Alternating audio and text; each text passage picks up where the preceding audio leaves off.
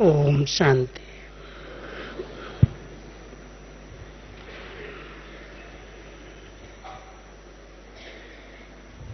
मीठे मीठे बाबा के घर में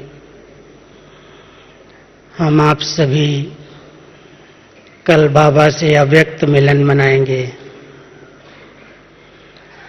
बच्चे बाबा से अव्यक्त मिलन मनाते हैं और बाबा बच्चों से चाहता है बच्चे संस्कार मिलन करें।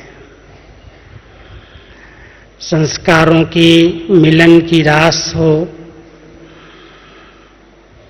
तो बाबा सहज प्रत्यक्ष हो जाएगा।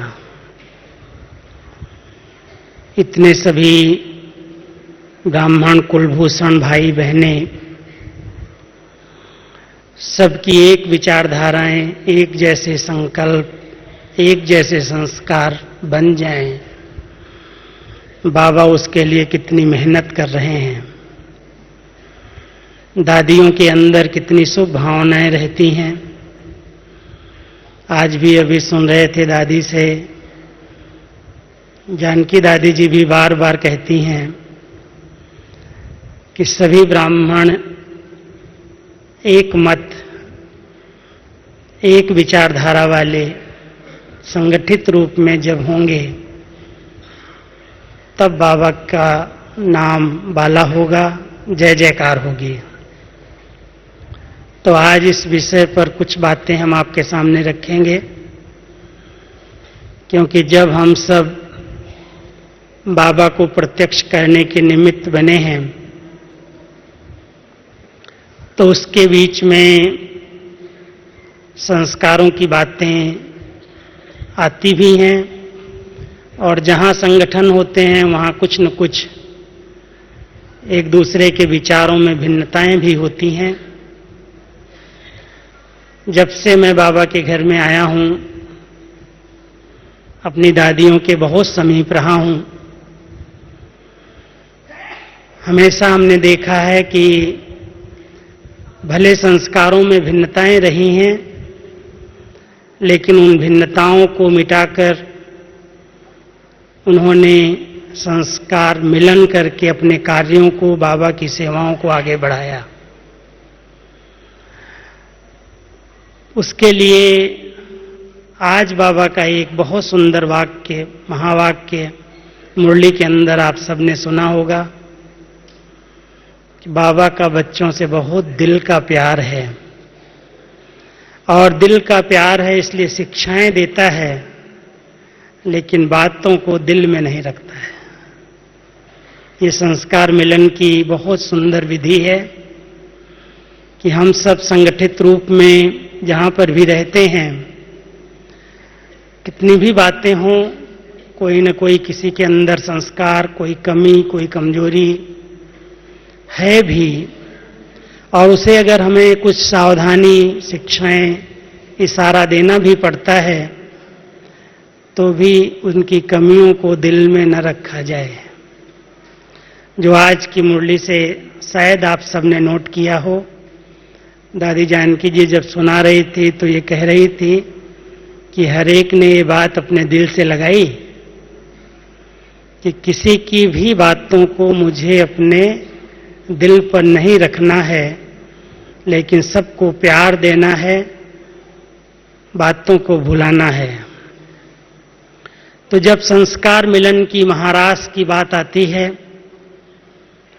तो बहुत सी बातें हमारे ध्यान पर आती हैं, क्योंकि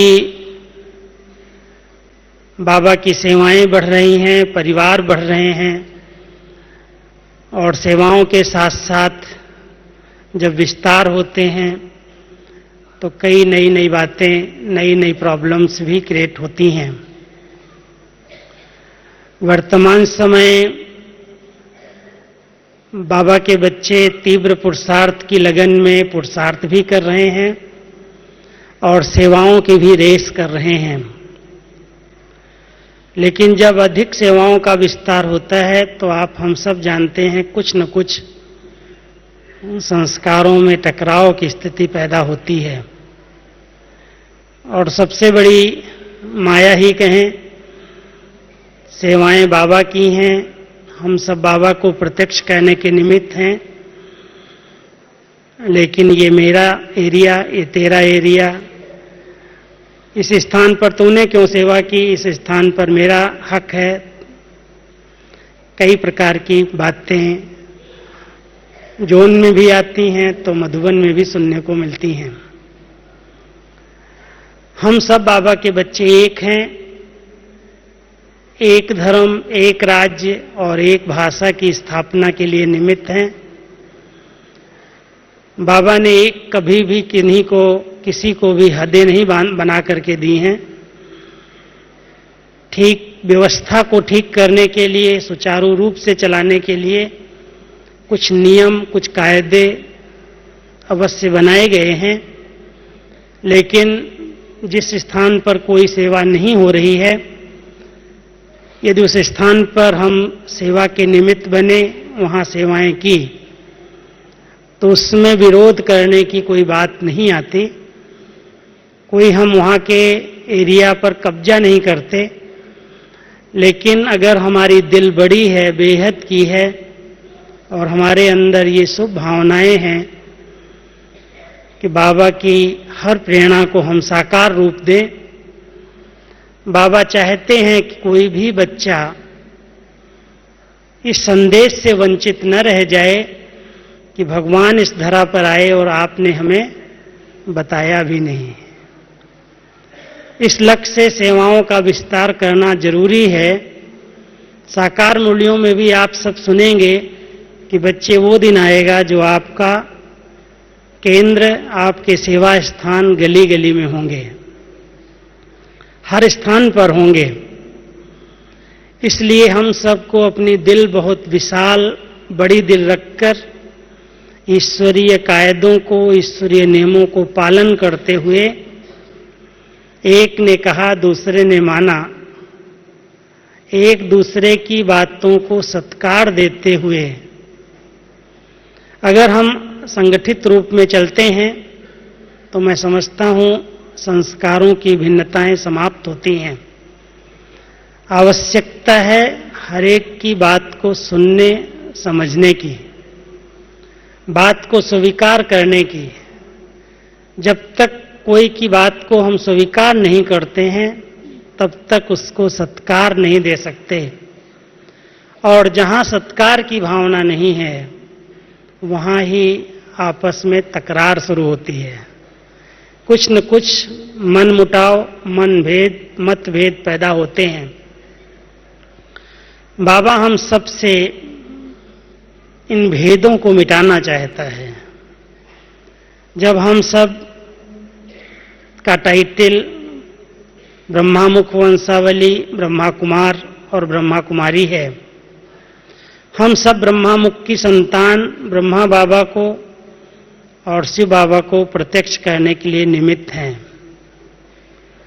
बाबा हमेशा कहते हैं, बच्चे, बाबा इस मुख के ज्ञान से, ज्ञान सुनाने से प्रत्यक्ष नहीं हुआ, नहीं होगा। आपकी धारणाएं, आपकी जीवन, आपकी चलन, आपका चेहरा बाबा को प्रत्यक्ष करेगा। जितनी जिसकी श्रेष्ठ स्थिति है, जितनी जिसकी सकारात्मक विचारधाराएं हैं, जितनी हमारी प्योरिटी की स्टेज बढ़ती जाती है, हमारे वाइब्रेशन अपने आप सेवा करते हैं। कई स्थानों का समाचार मैं सुनता हूं, कहता हूं ठीक है, एरिया का अगर कोई बंधन भी है, आपके पास स्टूडेंट्स कम आते हैं, क्या आप चुंबक बन करके तपस्या कर सकते हैं? चुंबक जिस स्थान पर होगा, सुइयां अपने आप आएंगी, जाने की, बुलाने की भी जरूरत नहीं है। लेकिन इतना तपस्या का बल, योग का बल चाहिए, इतनी शुद्ध विचारधाराएं चाहिए, इतना स्थान का शक्तिशाली वातावरण चाहिए जो आत्माओं को खींच हो कि मुझे यहां से कुछ प्राप्ति हो सकती है। तो अपने आप सेवाओं का विस्तार होगा।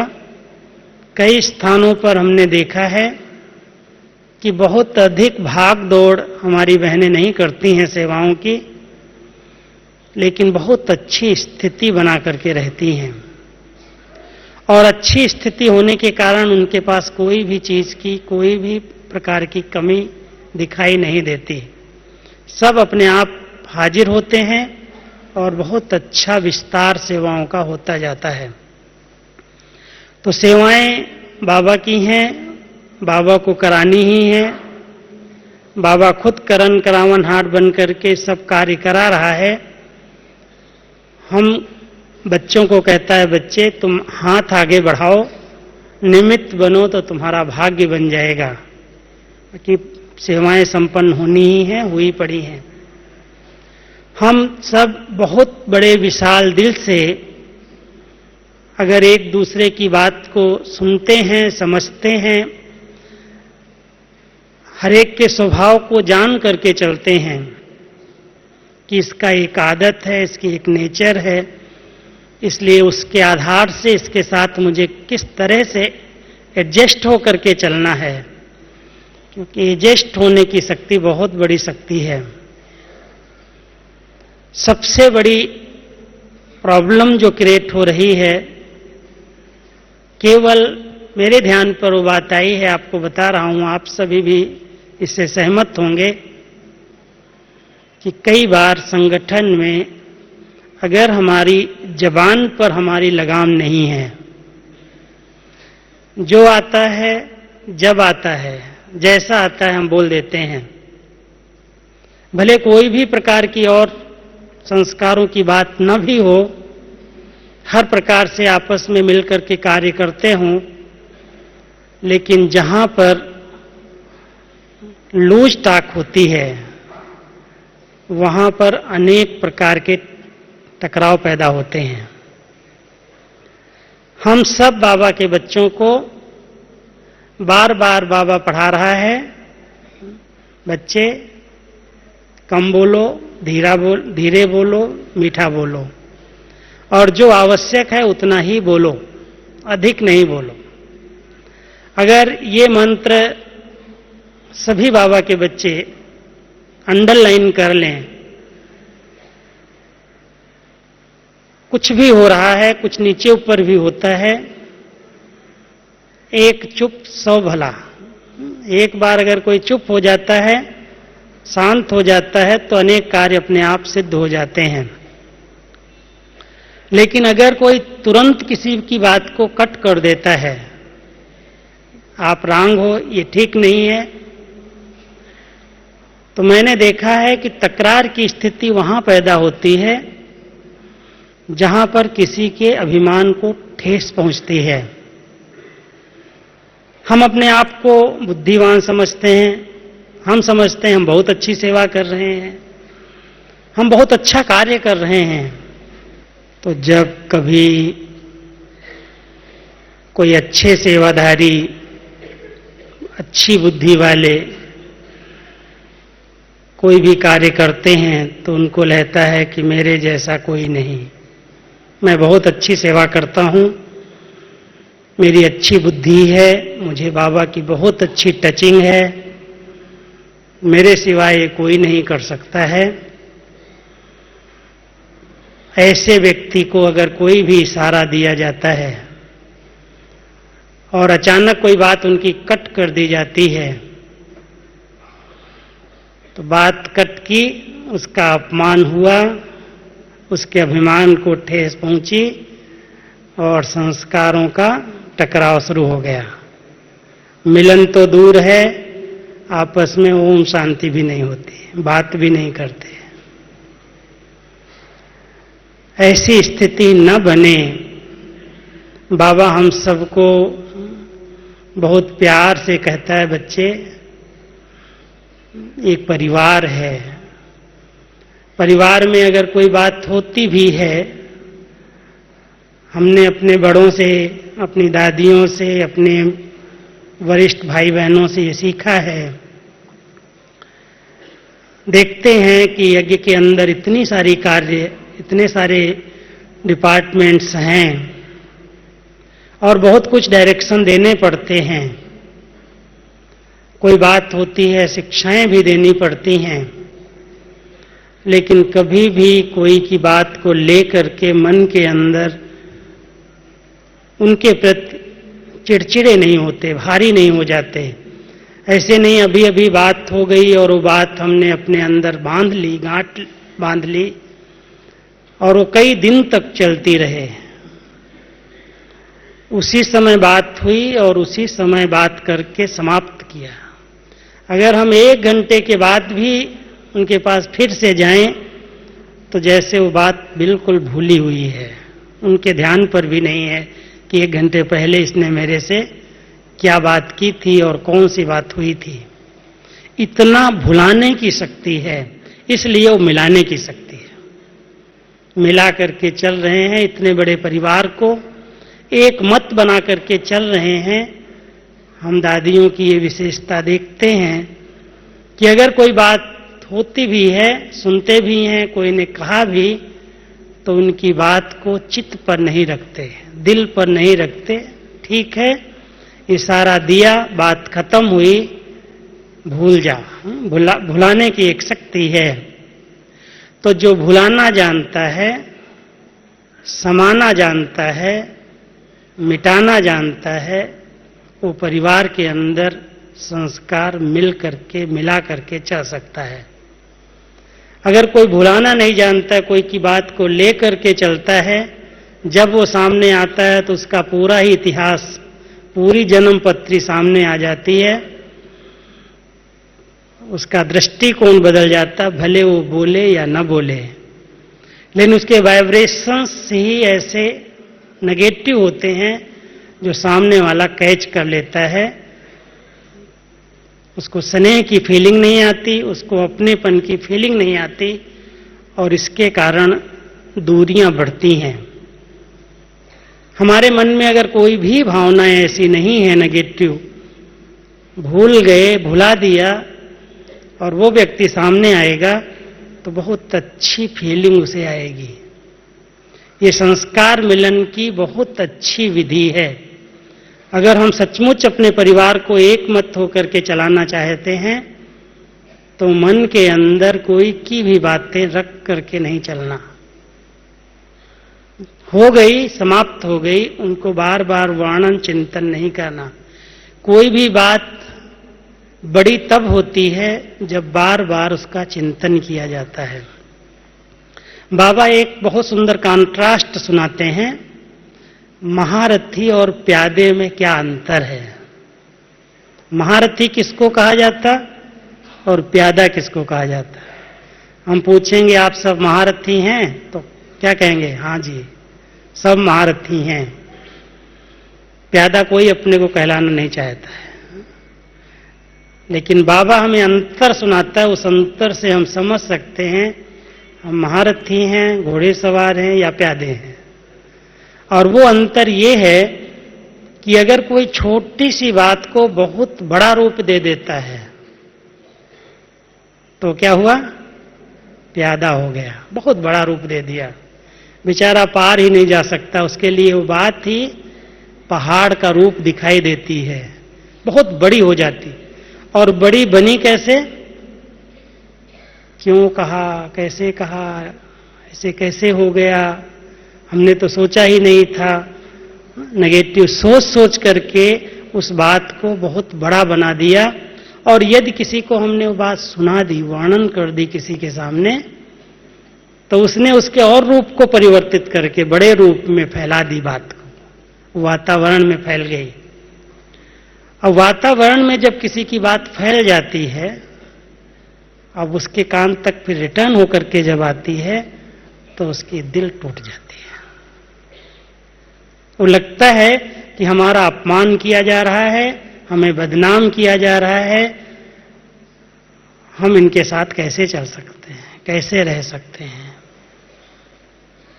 हम तो कोई ऐसी गलती की नहीं, हमने कुछ पाप किया नहीं और फिर मेरे साथ ऐसा व्यवहार क्यों।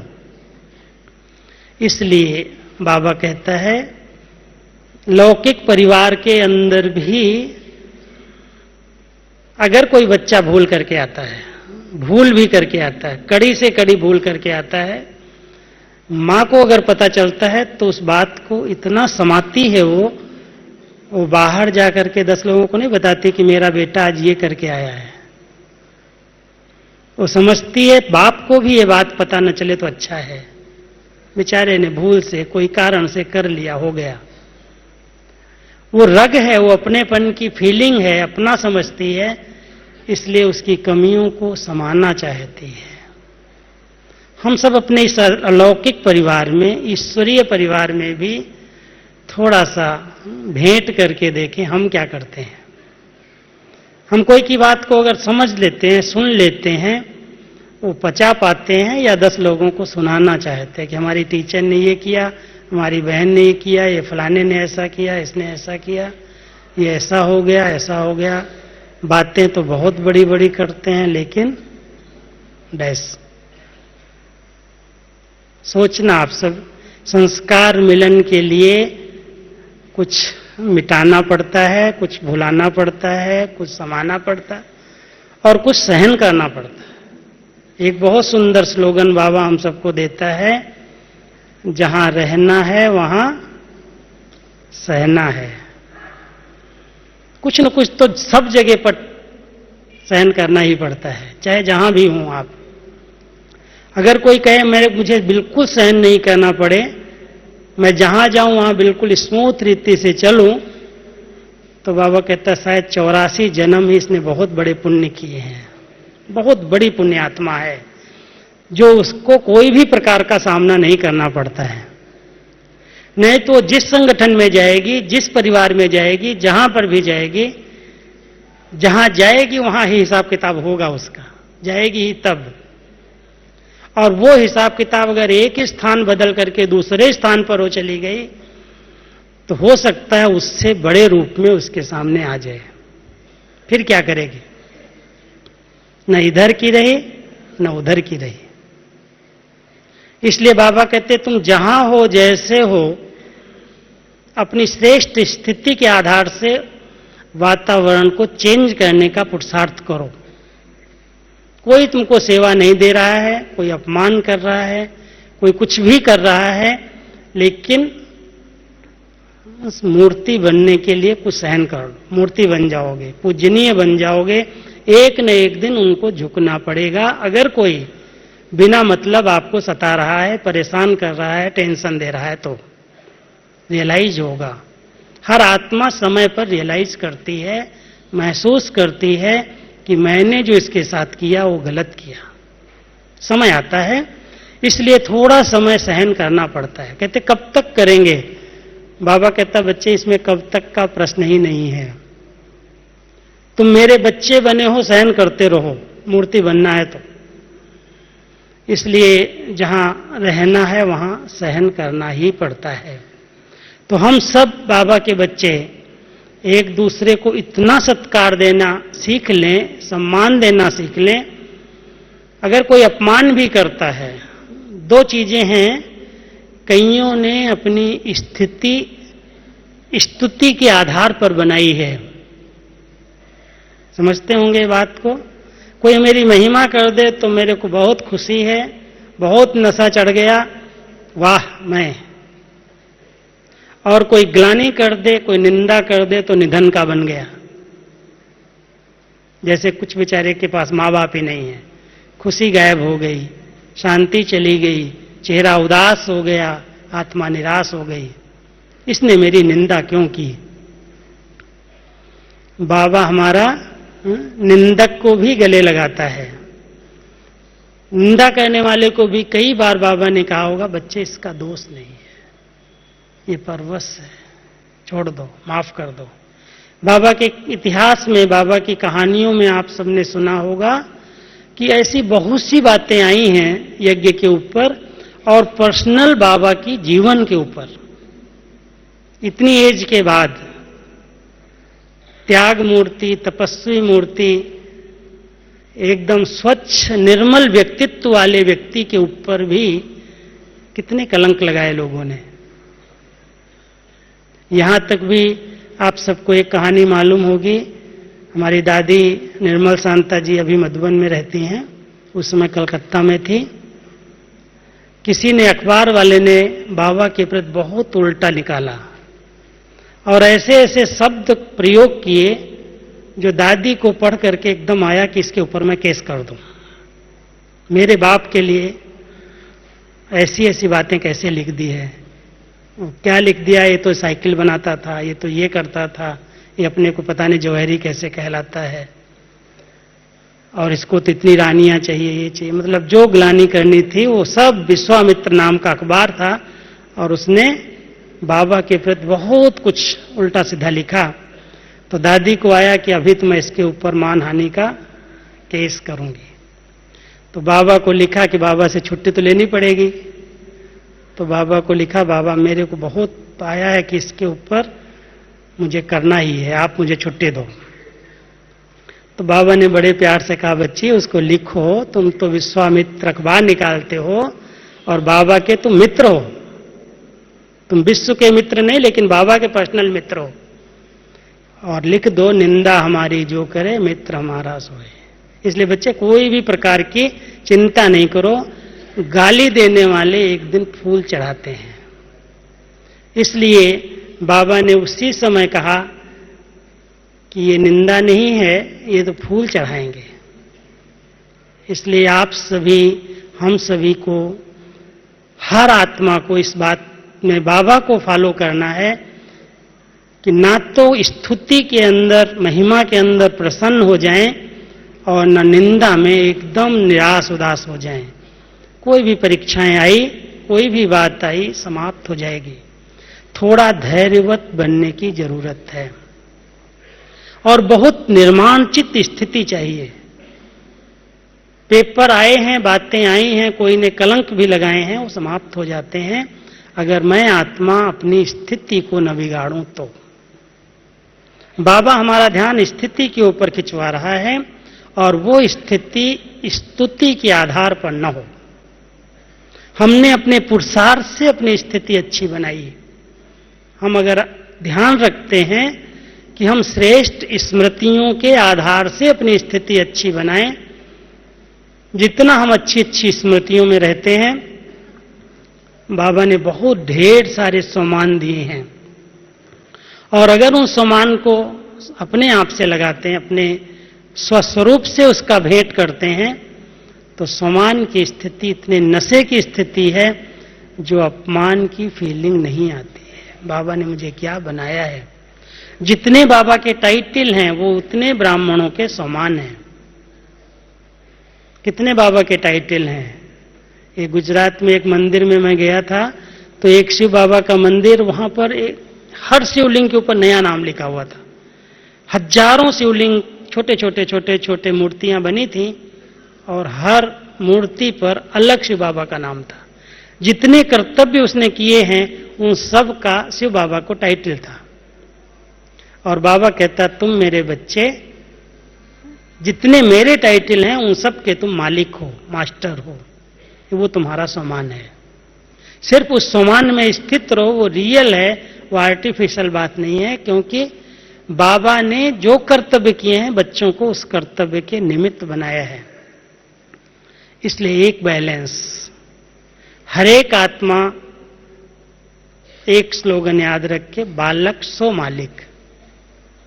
हम सब बाबा के बच्चे मालिक हैं, मास्टर हैं, और मालिक बन करके अपनी अपनी राय देना हर एक का फर्ज है, कर्तव्य है, अधिकार है, देना चाहिए, मना नहीं है। लेकिन ये बात मानी गई या नहीं मानी गई, इसको प्रैक्टिकल रूप दिया गया या नहीं दिया गया, बाबा कहता है उस समय मालिकपन नहीं, उस समय बालक बन जाओ।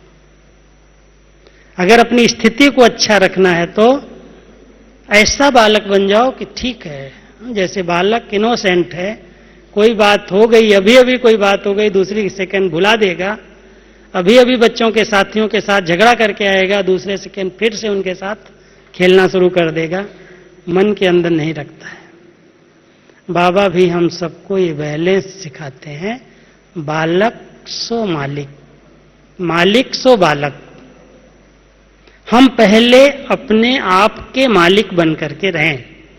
जो आज दादी का विशेष बार बार क्लास चल रहा था कि आत्मा मालिक है और जिसने अपनी कर्म इंद्रियों को अपने आर्डर प्रमाण चलाया, उसका मन अपना कहना मानता है, आंखें कहना मानती हैं, मुख कहना मानता है, हाथ कहना मानते हैं। बाबा कहता है बच्चे तुम्हारा सब लोग कहना मानेंगे। ये मेरा कहना नहीं मानता है, मैंने कहा और इसने नहीं माना, हम उसको दोष देते हैं। लेकिन बाबा कहता बच्चे तुम अपने आप को देखो कि पहले मेरी रचना, जो मेरे बहुत निकट वाले हैं वो मेरा कहना मानते हैं। मेरा अपना मन है, अपनी आंखें हैं, अपना मुख है, अपने हाथ हैं, और अगर मैं आत्मा मालिक हूं, इस स्मृति में रहती हूं, तो ये सब मेरा कहना मानते हैं। और अगर ये सब मेरा कहना मानने लगेंगे तो जितने हमारे साथी हैं, सहयोगी हैं, इशारे से मानेंगे, कहने की जरूरत नहीं है। प्रैक्टिकल करके देखना, अधिकार में रख करके, क्योंकि हम सब जब मालिकपन समाप्त होता है तो परवश स्थिति में आकर के कुछ न कुछ इन कर्मेंद्रियों से जोश में आकर के काम लेते हैं, तुरंत रिजल्ट चाहते हैं, अभी अभी कहा और होना चाहिए।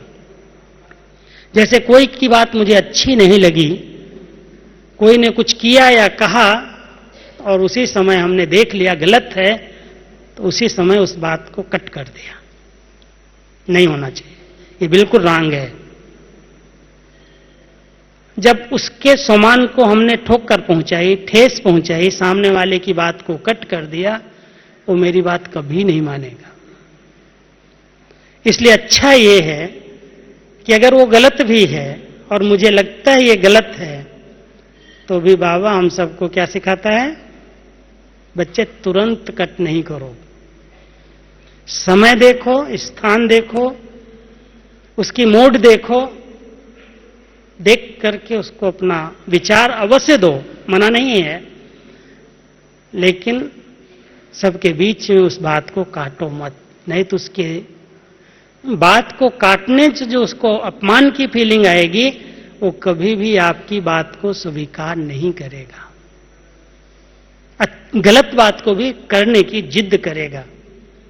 इसलिए अगर हम संस्कार मिलन की सचमुच रास करना चाहते हैं कि हम सब एक संस्कार वाले हो जाएं, मिला करके चलें, तो हर एक की बात को रिस्पेक्ट देना, हाँ जी करना, झुकना, स्वीकार कर लेना ठीक है। उस समय उस बात को रिस्पेक्ट देना जरूरी है। और अगर गलत है तो हम गलत को कोई सपोर्ट नहीं कर रहे हैं, लेकिन समय आने पर बाबा भी हम बच्चों को देखो, आप सब प्रकार की ट्रेनिंग देता, शिक्षाएं देता है, बात को काटता नहीं है। कोई बात अच्छी नहीं है, कोई जिद पर बच्चा करना भी चाहता है, तो भी बाबा उस समय कुछ नहीं करता, सिर्फ मुस्कुराता है, बाद में उसको इशारे में कहता है, और नहीं मानता है तो बाबा कहता है इसके कर्म, इसका भाग्य, ये जाने। बाबा त्रिकालदर्शी स्टेज पर स्थित हो करके अपने बच्चों को गाइड कर रहा है। न दुख देता है न सुख देता है, क्या करता है, फिर भी सुखदाता कहलाता है, देता नहीं है। कहता है मैं सुख या दुख दूं, तो सुख दूं तो सबको दूं, लेकिन मैं रास्ता बताता हूं, इस रास्ते पर चलोगे तो सुखी होगे और इस रास्ते पर चलोगे तो दुखी होगे। अगर सुख के रास्ते पर चलोगे तो मैं तुमको मदद करूंगा, क्योंकि मैंने तुमको बताया इस रास्ते पर चलो। अगर कोई चलता है तो सुखी हो जाएगा, और नहीं चलता है तो अपने भाग्य को जाने, वो जाने। हमेशा प्रवृत्ति वालों को इस बात को, बाबा को फॉलो करना चाहिए। लौकिक प्रवृत्ति के अंदर टकराव वहां शुरू होते हैं जहां पर हम अधिकार रखते हैं। क्या अधिकार रखते हैं कि मैंने इसको जन्म दिया, मैंने इसको बड़ा किया, मैंने इसको पढ़ाया, मैंने इतना योग्य बनाया, मैंने इसको अपने पांव पर खड़ा कर दिया, अब ये कहना मेरा क्यों नहीं मानता है, मेरा अधिकार है इसके ऊपर। इसलिए जैसा मैं कहता हूं ऐसा इसको करना चाहिए, इसको ज्ञान में चलना चाहिए, इसको ये करना चाहिए। बहुत हमारी कामनाएं रहती हैं, अधिकार समझते हैं और सूक्ष्म में में ममता होती है, मोह भी होता है। इस कारण परिणाम कई बार ज्ञानित्व आत्माओं के परिवार के अंदर बहुत झगड़े शुरू होते हैं। अधिकार रख करके बाबा कहता है किसी को कंट्रोल नहीं किया जा सकता है। स्नेह से हो सकता है, सत्कार से, सम्मान से हो सकता है, अधिकार से नहीं हो सकता है। इसलिए यदि आपने अपने आप पर कंट्रोल किया हुआ है, आपका कहना मानेंगे। अगर आप गुस्सा करके उनको ठीक करना चाहते हो तो कोई मानने के लिए तैयार नहीं होगा। वहां पर ज्ञान की और बाबा की ग्लानि शुरू हो जाती है। क्या कहते हैं? शायद यही सीख करके आते हो, यही ब्रह्मा कुमारियों में सिखाया जाता है। इसलिए बाबा हम सबको कहते हैं, बच्चे, लौकिक परिवार को ज्ञान सुनाने की जरूरत नहीं है।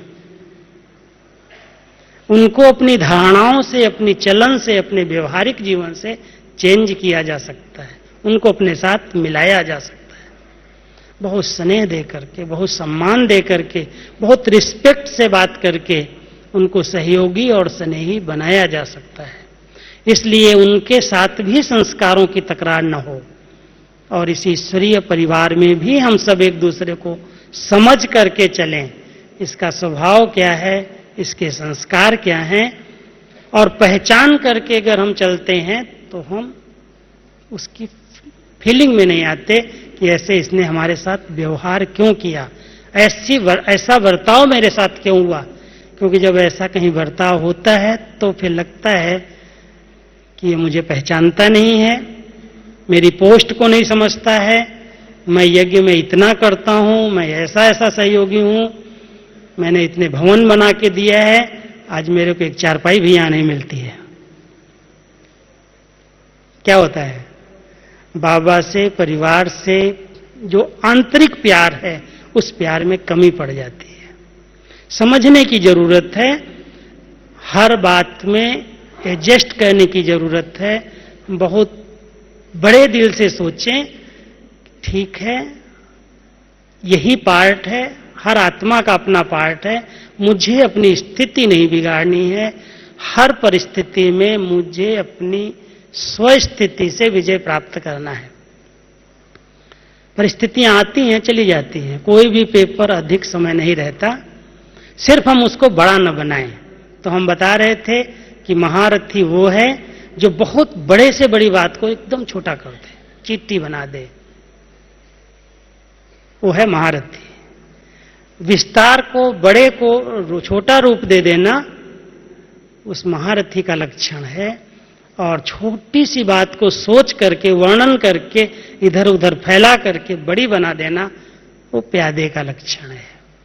इसलिए हम सबको बाबा ने ये टाइटल दिया है, तुम मेरे महावीर बच्चे हो, महारथी बच्चे हो, तुम संस्कार मिलाना सीखो, एक दूसरे के बात को सुनो, स्वीकार करो, सत्कार दो, और मुख से मीठे बोल बोलो, कटाक्ष वाले बोल, कटु बोल मत बोलो। जहां पर कोई बड़ी बहन छोटी बहन के साथ, छोटी बहन बड़ी बहन के साथ सिर्फ व्यवहार में कटुता है, ठीक तरह से बात नहीं करती, वहां पर बहुत अधिक समस्याएं क्रिएट होती हैं। इसलिए हम सबको ये बात अंडरलाइन करनी है कि परिवार में कुछ भी कोई अगर छोटी मोटी बात होती भी है तो उसको शिक्षा देने का ये स्वरूप नहीं है कि हम उसके साथ गलत रूप में वाणी का दुरुपयोग करें। वाणी का दुरुपयोग है ये, इसलिए हम अपनी वाणी पर ध्यान रखें, सम्मानजनक बोल बोल करके, सत्कार के बोल बोल करके, उस बात को सुन करके, समा करके, सहन करके उस व्यक्ति को अपने साथ मिला सकते हैं, उसको चला सकते हैं। इसमें झुकना पड़ता है, मरना पड़ता है, सहन करना पड़ता है। इसलिए बाबा ने हम सबको एक संगठन में, एक सूत्र में बांधा है, तभी हमारी विजय माला तैयार होगी। विजय माला में सूत्र के अंदर जो दाने पिरोए होते हैं उनकी बहुत बड़ी विशेषता होती है। माला के दाने समान रूप में होते हैं, लेकिन उन दोनों की समानता में एक बहुत बड़ा अंतर होता है कि वो एक दूसरे से जुड़े हुए नहीं होते हैं। चिपके हुए दाने को माला के अंदर पिरोया नहीं जाता। समान है, देखने में एक जैसे हैं, लेकिन जुड़े हुए नहीं हैं और दूर भी नहीं है। अगर दूर दूर हो, दाना एक छेद एक जैसा न हो,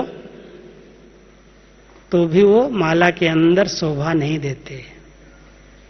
तो ये संस्कार मिलन की माला बनी हुई है हम सब की। हम सब एक माला के दाने हैं।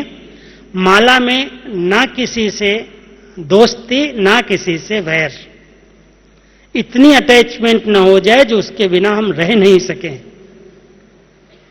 ऐसे संस्कार मिलन न हो जाए जो एक दूसरे में लगाव पैदा हो जाए, लेकिन एक दूसरे से दूरी भी न हो। साथ भी रहें, सेवाएं भी करें, मिल करके भी रहें, एक दूसरे को समझ करके भी चलें, लेकिन उसमें लगाव की बदबू न हो। क्योंकि जब कोई चीज लग जाती है, आप अगर हलवा बना रहे हो, आप भोजन बना रहे हो, अगर वो तले से लग गई तो बदबू आने लगती है, और अगर पक गई है तो छूट जाएगा लगाव। तो बाबा हम सबको कहता है कि संगठन में रहो, मिल करके रहो, साथ रहो, लेकिन लगाव की बदबू ना आए कि ये दो व्यक्ति जो साथ रहते हैं, इनके अंदर पता नहीं किस प्रकार का संबंध है। और ऐसा भी न हो जो लोगों के लगे कि इनके विचार एक नहीं है। इसलिए हमने अपनी दादी और दीदी की जो जोड़ी सुनी है, बहुत नजदीक से 11 साल तक मैंने देखी। दोनों आत्माएं, संस्कार एक नहीं थे, बिल्कुल अलग थे, लेकिन इतना एक दूसरे को समझ करके और मिला करके चले, जो हम सब ने कहा कि शरीर दो हैं, आत्मा एक है। कोई भी डायरेक्शन हो, कोई भी बातें हो, स्वीकार करते थे। ठीक है, दादी ने कहा ठीक है, कभी नहीं कहा क्यों कहा, ऐसा नहीं कहना चाहिए। दादी ने कहा माना, दीदी ने माना, और दीदी ने कह दिया माना, दादी ने मान लिया। ऐसा कोई नहीं कह सकता है कि दादी ने ये कहा और दीदी ने ये कहा। अगर अभी अभी हम दीदी से मिल करके आए हैं, 5 मिनट 10 मिनट के बाद हम समझे हम दादी से बात को क्लियर कर लेंगे, और दादी जी के पास हम गए तो दादी हमें मुस्कुराएगी और कहेगी तुम दीदी से बात करके आए ना। जो बात दीदी कह रही है वही दादी कह रही है, दूसरी कुछ नहीं कहेगी। इतना आपस में एक दूसरे को समझ करके मिला करके चले हैं, तब संगठन एक रहा है। नहीं तो लोग कहेंगे दीदी ऐसे कहती है, दादी ऐसे कहती है। उनकी अंडरस्टैंडिंग ऐसी थी, एक दूसरे को समझ करके ऐसे चलते थे कि नहीं, बाबा ने जिन्हें सीट पर बिठाया है, जो कहते हैं उसमें हमारा भला है, कल्याण है। तो हम सभी भी जिस स्थान पर हैं, जिस संगठन में हैं, जिस परिवार में हैं, एक दूसरे को समझ करके, उनकी बातों को बहुत अच्छी तरह से स्वीकार करके, उनको एकदम मीठे बोल से, सुखदायी बोल से, नम्रता के साथ चल करके। यही दो बीमारियां हैं, एक अहम है, दूसरी वहम है। इसको बाबा पता है कौन सी बीमारी कहता है? ये कैंसर की बीमारी है। वहम की बीमारी अगर हो गई ना किसी को, वहम समझते हैं ना, अनुमान, शक, शंका, तो वहम की बीमारी शांति को उड़ा देती है, खुद शांति ढूंढते रह जाते हैं। इसलिए कभी भी किसी के प्रति भी वहम का संकल्प ना आए, अपने प्रति भी नहीं। पता नहीं मैं चल सकूंगी, नहीं चल सकूंगी, मैं कर सकूंगा, नहीं कर सकूंगा, मैं विजयी बनूंगा या नहीं बनूंगा, ये भी शक है, ये भी अनुमान है।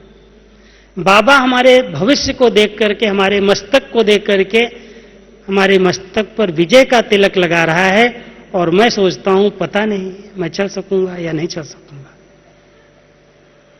बाबा जिस नजर से मुझे देखता है, मुझे अपने आप में भी विश्वास रखना है कि मैं कल्प कल्प का विजयी आत्मा हूं। और जैसे बाबा का हमारे में विश्वास है, ऐसे ही परिवार में भी एक दूसरे के प्रति हमारा अटूट विश्वास हो। अगर कुछ करेगा तो अपने आप भरेगा, वो जाएगा, उसकी बात नहीं सोचो। बाबा ने हमें कोई को सुधारने की जवाबदारी नहीं दी है। ठेका उसने खुद लिया है कि मैं सबको सुधारूंगा, तुम बच्चे मिल करके चलो, तुम एक दूसरे को समझ करके, एक दूसरे को सम्मान दे करके, एक दूसरे को मिला करके चलो। दिखाई दे ये 10 नहीं है, 1 है। अभी भी वाणी में बाबा ने कहा था बच्चे 10 रहते हो लेकिन 1 दिखाई दो तो बाबा प्रत्यक्ष हो जाएगा। ऐसे नहीं 10 के चूल्हे अलग हैं, 10 की मतें अलग हैं। अगर हम 10 एक होकर के चलते हैं, अपने आप लगेगा कि ऐसा संगठन, ऐसा परिवार बनाया किसने है, बाबा का नाम बाला होगा। तो हम सब अपने प्रति भी वहम न करें और किसी की कमी कमजोरी में अनुमान न लगाएं कि पता नहीं क्या करता है, कैसे है। और अहम के बारे में तो सुनाया कि जब मैंपन आता है कि मैं सब कुछ करता हूं तो ये बीमारी सबसे बड़ी है, खतरनाक है। इसलिए बाबा करावनहार है, जो कुछ करा ले निमित्त बन करके करते चलो और निर्माण बन के सबको सम्मान देते चलो, तो संस्कार मिलन की बहुत अच्छी रास होगी और इतना सारा परिवार एक दिखाई देगा। ये सब एक पिता के बच्चे हैं, एक का नाम बाला करने के लिए, एक की सेवा के निमित्त हैं। ओम शांति।